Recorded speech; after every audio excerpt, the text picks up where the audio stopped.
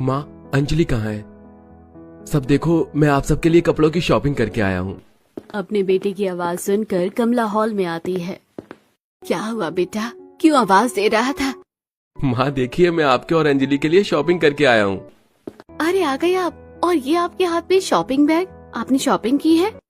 हाँ अंजलि, देखो तुम्हारे लिए कितनी खूबसूरत खूबसूरत साड़ी लेकर आया हूँ। अब अंजलि और कमला मिलकर साड़ियों को देखने लगती हैं।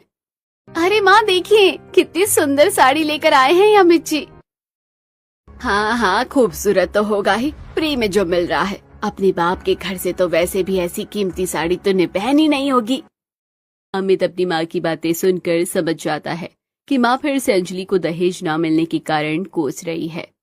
क्या माँ, आप हर बार ऐसे क्यों बोलती हैं अंजलि से? आप जानती तो हैं उसके मम्मी पापा गरीब थे। हाँ पता था गरीब थे, पर इतने गरीब थे कि दहेज भी नहीं देंगे, ये नहीं पता था।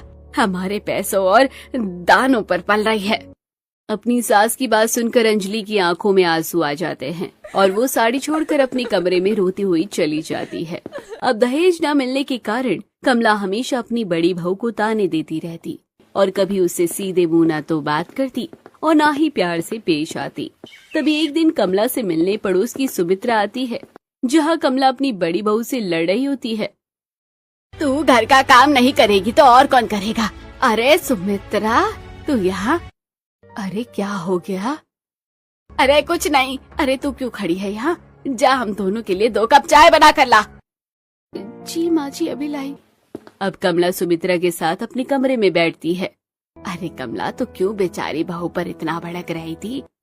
अरे भड़को नहीं तो और क्या करूं? शादी करके आई तब से हमारी छाती पर मूंग डाल रही है, ऊपर से इसका ये फकीर बाप जिसने 1 रुपया भी दहेज में नहीं दिया।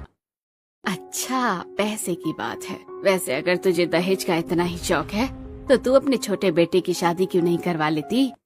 सोच तो मैं भी यही रही हूँ। अरे चिंता मत कर, मेरी नजर में एक लड़की है जो बहुत पैसे वाली है, मानो जैसे अंबानी के परिवार की हो।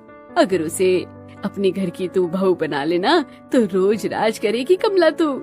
इतना दहेज आएगा वहाँ से, बस थोड़ी सी दिक्कत है।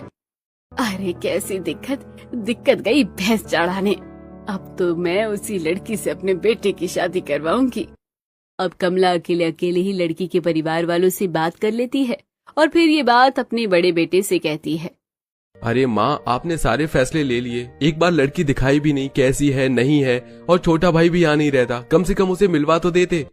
अरे वो मिलकर क्या करेगा? मैंने लड़की को देख लिया है, लड़की बहुत अच्छी है और तो और बहुत पैसे वाली भी है। बड़ी